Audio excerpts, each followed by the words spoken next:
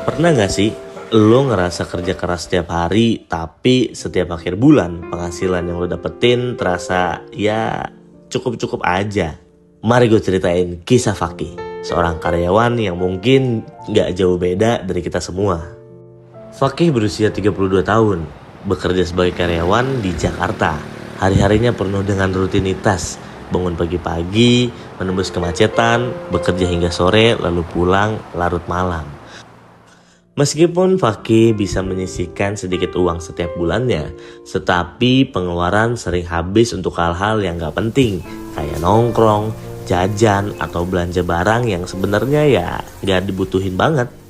Suatu hari, temen gue juga pernah nawarin asuransi kendaraan dan nyaranin Fakih buat nyiapin dana darurat. Tapi kata Fakih, "Buat apa bro? Masih banyak kebutuhan lain yang harus diprioritasin."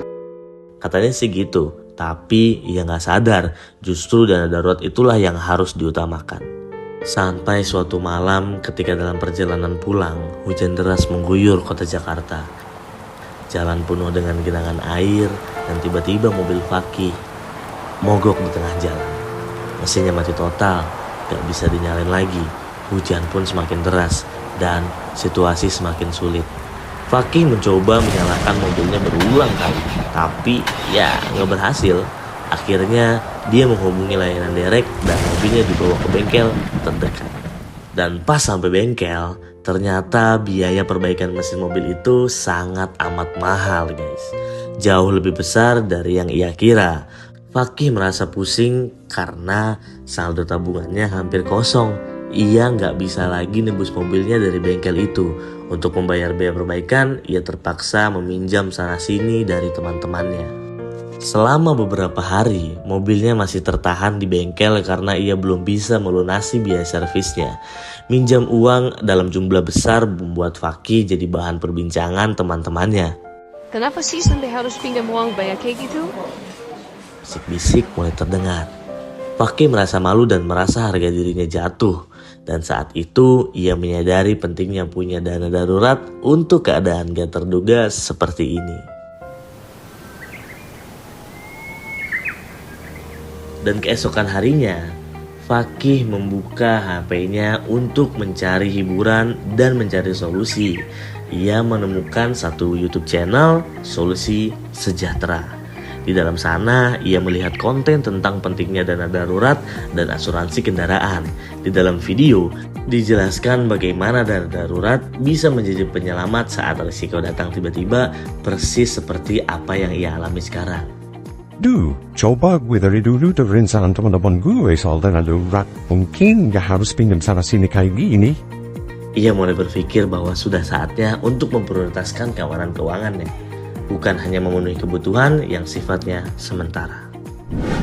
Setelah akhirnya mendapat pinjaman dari teman-temannya, Fakih bisa menebus mobilnya. Namun, peristiwa ini memberikan Fakih kesadaran mendalam. Ia merasa harus memiliki dana darurat dan mulai mempertimbangkan cara untuk mencari penghasilan pasif. Malam itu, Fakih pun memutuskan untuk berkonsultasi dengan pemilik akun YouTube Solusi Sejahtera. Fakih ingin tahu gimana sih cara nyiapin dana darurat dan asuransi kendaraan yang bisa melindungi dirinya dan kejadian tak terduga di masa depan.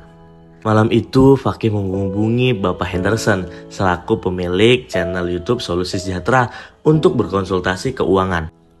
Ia bertekad ingin mengatur ulang keuangannya dan belajar mempersiapkan dana darurat, terutama setelah kejadian mobilnya mogok dan ia harus meminjam uang dari teman-temannya. Pak, jujur aja, kemarin itu benar-benar menyadarkan saya.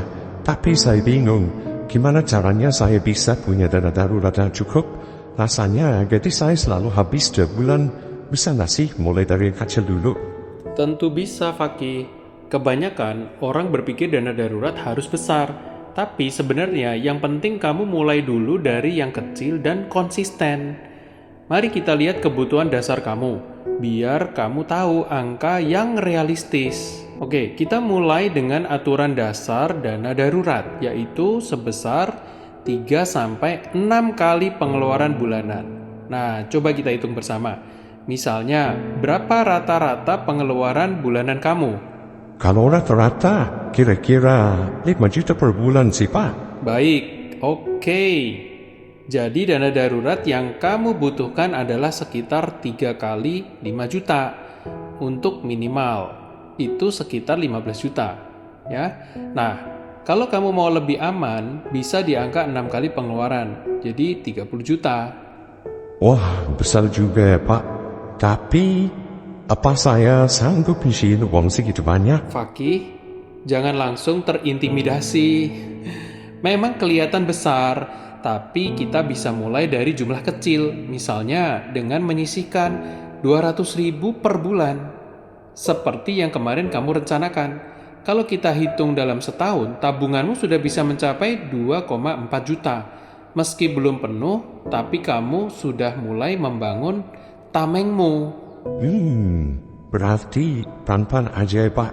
Betul, Fakih.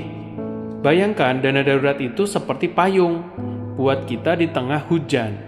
Ketika hujan deras datang tiba-tiba, payung itu yang akan melindungi kamu. Dengan payung kecil dulu, nggak apa-apa. Yang penting kamu ada pelindung saat butuh. Saya kasih contoh lain. Kamu suka masak, Fakih? Ya, lumayan sih. Nah, bayangkan dana darurat ini seperti bahan-bahan untuk masak. Kalau kamu punya stok beras, sayur, atau telur di rumah, kamu nggak perlu panik tiap hari harus beli bahan makanan. Sama seperti dana darurat, ini adalah stok keuangan kamu yang bikin hidup lebih tenang. Benar juga ya, Pak. Dengan punya stok dana darurat, saya bisa lebih tenang kalau ada hal-hal yang gak terduga kayak kemarin. Selain dana darurat, penting juga untuk punya asuransi kendaraan.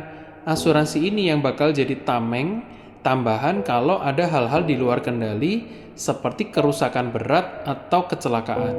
Jadi, asuransi di kendaraan dan dana darurat bisa saling melengkapi ya, Pak? Tepat sekali. Dengan asuransi, biaya besar seperti kerusakan mobil atau kecelakaan akan ditanggung asuransi. Sementara dana darurat bisa kamu gunakan untuk hal-hal mendesak lainnya seperti kebutuhan hidup sehari-hari saat situasi tak terduga datang.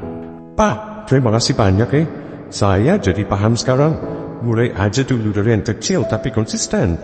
Dan soal asuransi, saya tertarik untuk tahu lebih lanjut. Saya nggak mau kejadian kemarin keulang lagi. Sama-sama, Fakih. Kamu sudah mengambil langkah yang tepat dengan mulai membangun dana darurat dan memikirkan proteksi asuransi. Mulai aja dulu dan secara bertahap, konsisten dan disiplin. Kamu akan melihat bahwa dana darurat ini memberikan kamu ketenangan. Ingat ya, sedikit demi sedikit lama-lama jadi bukit. Fakih pun membuka rekening baru khusus untuk dana daruratnya. Meski hanya bisa menyisihkan 200.000 tiap bulan, setiap kali ia menambah uang ke dalam rekening tersebut, ia merasakan ketenangan yang belum pernah ia rasakan sebelumnya. Sedikit demi sedikit, ia membangun tameng yang melindungi dirinya dari ketidakpastian. Cerita Fakih ini mungkin tak jauh beda dengan cerita kita sendiri. Banyak dari kita menjalani hidup yang serba cukup-cukup saja. Hingga akhirnya ada momen tak terduga yang menyadarkan kita bahwa dana darurat adalah prioritas. Jadi buat Anda yang mungkin merasakan hal yang sama, sekarang adalah waktunya untuk mulai membangun tamengmu sendiri. Tidak perlu langsung besar, cukup mulai dari yang kecil, mulai dari apa yang kamu bisa, karena dana darurat bukan hanya soal uang, tapi soal rasa aman yang kita butuhkan saat hidup memberi kita kejutan. Apakah kamu siap melindungi diri dari ketidakpastian? Mulailah sekarang, mulai dari yang kecil, mulai dari yang kamu bisa. Like, comment, and share jika kalian suka dengan cerita Fakih. Dan tulis di kolom komentar jika ada teman-teman kalian yang punya pengalaman seru kayak gini nih.